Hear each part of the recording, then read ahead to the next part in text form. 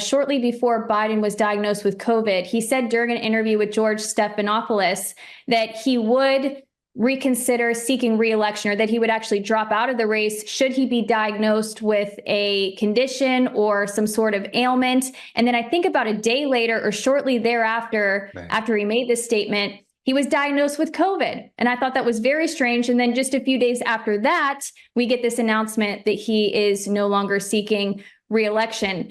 Good points that you bring up about the 25th Amendment. Oh, yeah, I see. Can I just make a further? Go ahead, Jim. Yeah, can I just make a further comment? It's quite the irony of this is actually quite astonishing because, of course, a lot of people think that COVID and the emergence of COVID in 2020 was the thing that really threw the Trump election. So for COVID to re-emerge as the reason for Biden stepping down, the irony is absolutely delicious, actually. I completely agree. Now, you bring up the 25th Amendment, James, and you have also brought this up a few weeks ago now, Andrew. So what is your perspective, perhaps, on the potential invoking of the 25th Amendment and Kamala Harris assuming the presidency earlier than we anticipated? No, you're absolutely right. And we were the very first in the media, I think, to talk about the 25th Amendment. A lot of people hadn't even heard of it, which is basically the right to replace the president as and when he may be incapable of doing the job. But we also predicted on the Muckrakers, you'll remember, about would Biden's presidential campaign survive longer than the orange? And we worked on that sort of basis. It's been modified a little bit since then. But I can declare that the one that ran out of juice first was Biden, and the orange is still in the running. So it's going to be very interesting to see what happens. But talking about timing, you're absolutely right. That's what Biden said. He was adamant that he was going to run, in spite of all the calls for him to step down from people like George Clooney and many others, and those close to him in the party.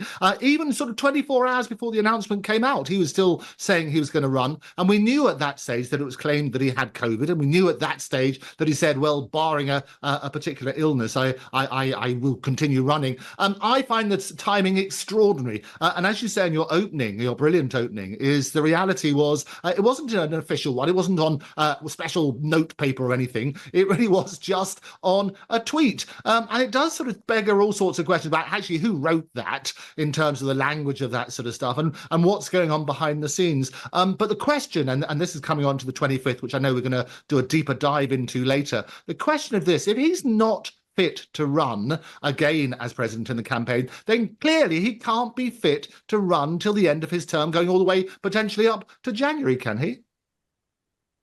These are my thoughts as well.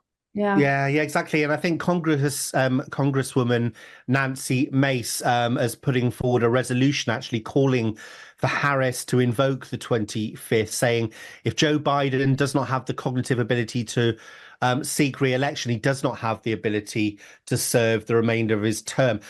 I'm not quite sure how the processes work in Congress and what that resolution actually means in practice, but it's clear that there are some senior politicians in the US now calling for exactly that. Right. Now, if we take a look exactly what happened on the days leading up to this decision when it was announced on Sunday, specifically Saturday and Sunday, that date that he issued this decision, there was a report in Politico that did contain some detailed information, which I found very interesting, and it raised even more questions for me as to who really made this decision. So let me just outline this for the listeners, and then I'll get you two to weigh in here.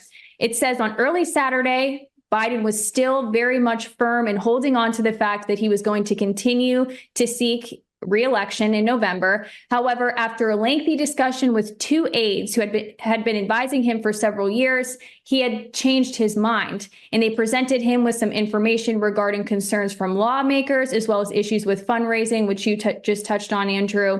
And then they said that on Saturday evening, the decision was already made. So he changed his mind within just a few hours by speaking with these two individuals. Again, this is according to a report in Politico. And then by Sunday afternoon at 1:45 p.m., Biden notified his closest aides within the White House that he was no longer going to seek re-election. And then it literally states in this article that just one moment later, a minute later, in fact, he did not notify anybody else, but he went to social media and issued this letter. So that tells me that that letter had been prepared for some time, I think by somebody else. I think that's fair to state. And he just perhaps put it out there. So it's very interesting timing as to who's really making these decisions. But we know that the media in the past few weeks has been finally coming to terms with the fact that this is a president who has demonstrated time and time again that he is not fit for office. So what role do you think, James, that the media had in perhaps initiating this potential change in leadership within the Democratic establishment?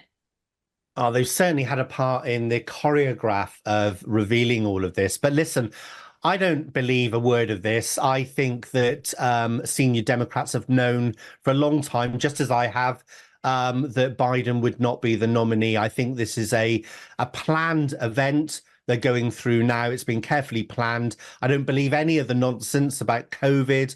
I mean, he might very well have COVID, but I don't believe that that's just a coincidence if he has. But it's more than likely that he hasn't actually got COVID at all in the first place. But yeah, I don't believe any of it. I don't believe the mainstream media. I don't believe what we're being told. I think this is a planned event. And, you know, it really is extraordinary, isn't it? We've seen an attempt, an assassination attempt on the other candidate last week, and then we've got this. I mean, you know, it's crazy kind of world that we would see two big events like this within the space of 2 weeks. But you know, and so I don't believe in coincidences running like that. I don't think they come along like buses. So yeah, I don't believe a word of it.